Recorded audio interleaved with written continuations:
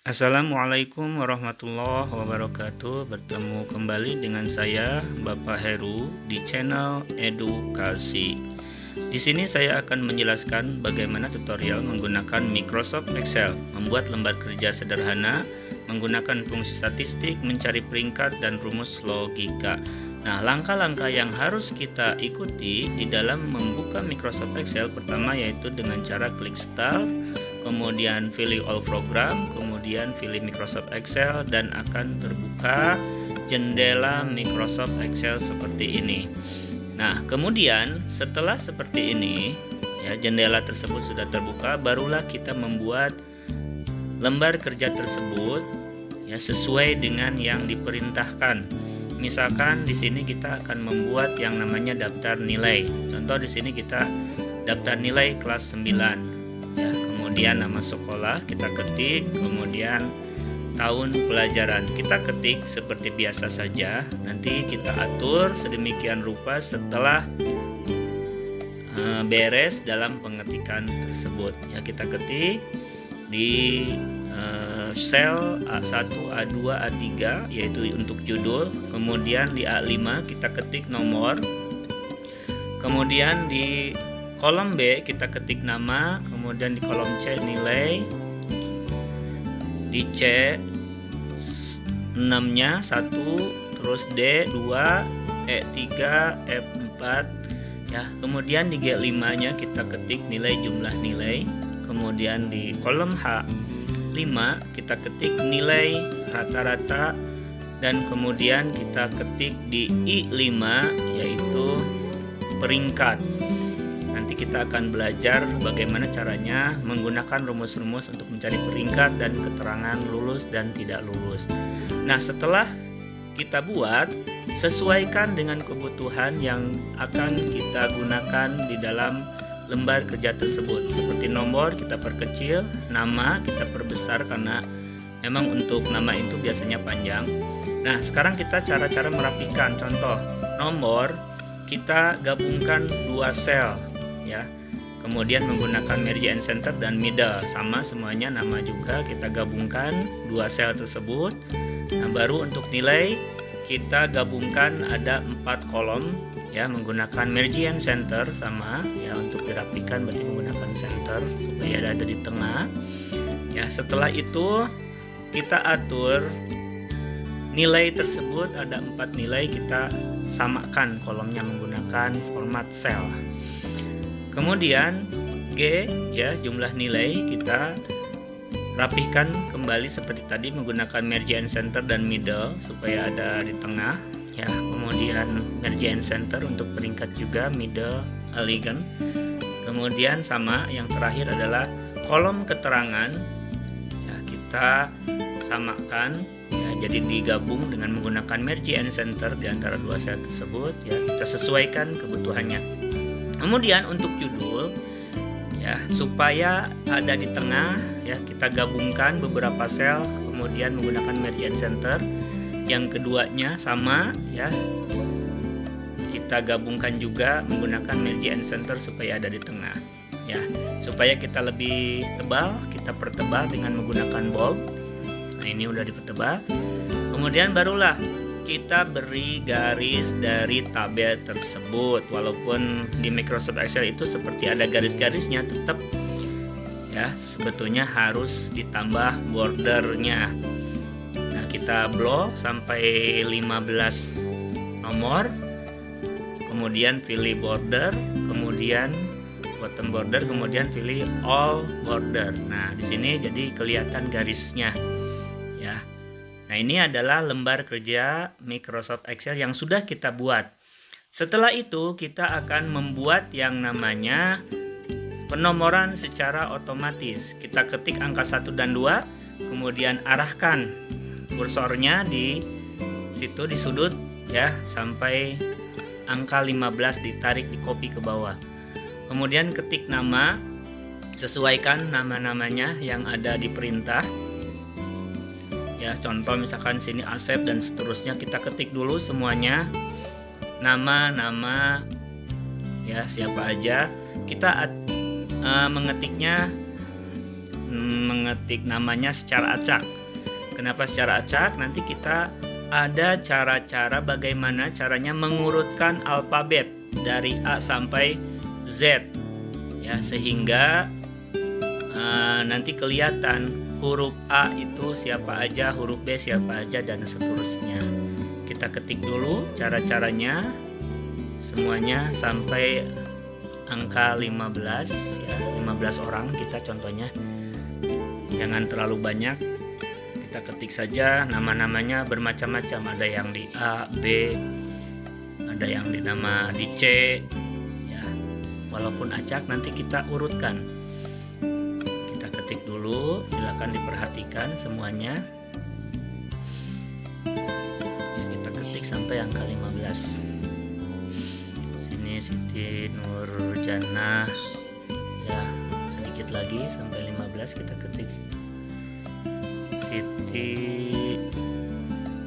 ya, siapa aja sebetulnya nama-namanya, yang penting sebetulnya nanti kita bisa mengurutkan ya. Satu lagi kita aja Zenab ya.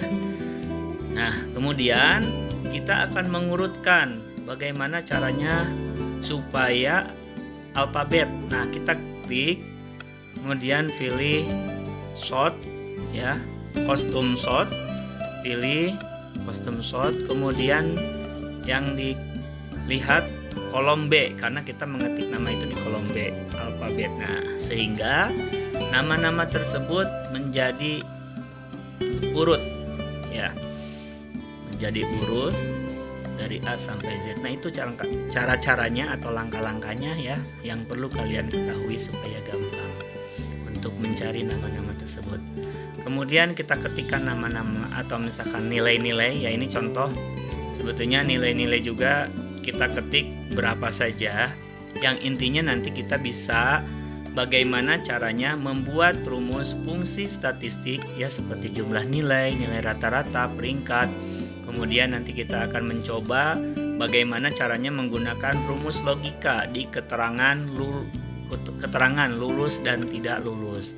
Nah, ini sebetulnya contoh-contohnya nanti ya, kita ketik dulu. Silakan sambil diperhatikan. Kita ketik sampai nama yang paling bawah yang 15.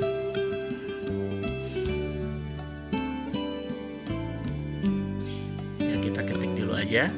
Ya, silakan diperhatikan.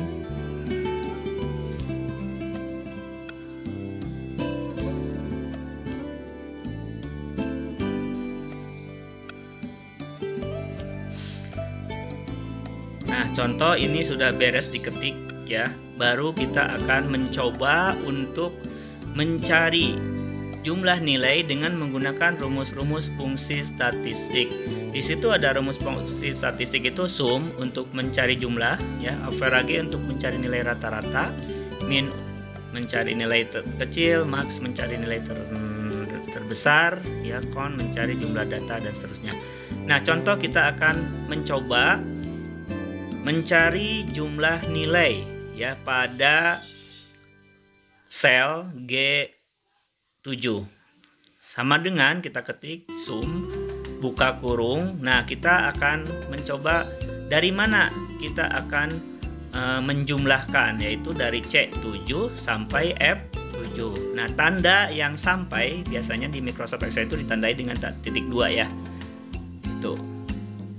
Kemudian di copy ke bawah setelah kita bikin ya. Ini berarti kita untuk menuliskan rumus itu hanya satu kali.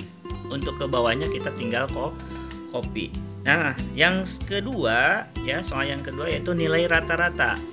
Nah, berarti untuk mencari nilai rata-rata yaitu dengan cara average untuk mencari nilai rata-rata. Kita ketikkan sama dengan average buka kurung average ya. Kemudian ketikkan alamat sel yang akan kita cari rata-rata ya, bisa ditulis atau misalkan di blok seperti ini, C7 sampai F7 ya, tinggal dikopikan ke bawah kalau misalkan sudah di enter. Nah, ini cara-caranya. Kemudian setelah itu kita lihat untuk menambah dan mengurangi desimal atau angka desimal di belakang kata. Bagaimana caranya? Nah, ini untuk decrease desimal, ini untuk membulatkan ya. Kemudian kita bulatkan seperti tadi, udah jadi kelihatan, udah bulat hasilnya ya. Kemudian kita akan mencari rumus peringkat ya. Mencari rumus peringkat itu yaitu sama dengan rank ya. Kemudian dari mana kita akan mencari peringkat tersebut? Yaitu dari nilai rata-rata, berarti H7 ya, H7 ya. Kemudian titik koma atau koma. Setelah itu baru kita blok semua yang akan dikasih peringkat berapa orang, yaitu ada 15 orang. Di blok, di situ ada H7 sampai H21. Nah, supaya nanti terdeteksi semuanya, kita absolutkan ya dengan cara menekan F4 pada keyboard Anda ya, sehingga nanti akan tampil US dollar ya, S di situ. Nah, setelah itu barulah ya, setelah menggunakan F4 kita lanjutkan dengan titik koma ya. Setelah titik koma kita tuliskan angka 0 karena di situ angka 0 itu adalah paling rendah, angka paling rendah atau paling bawah.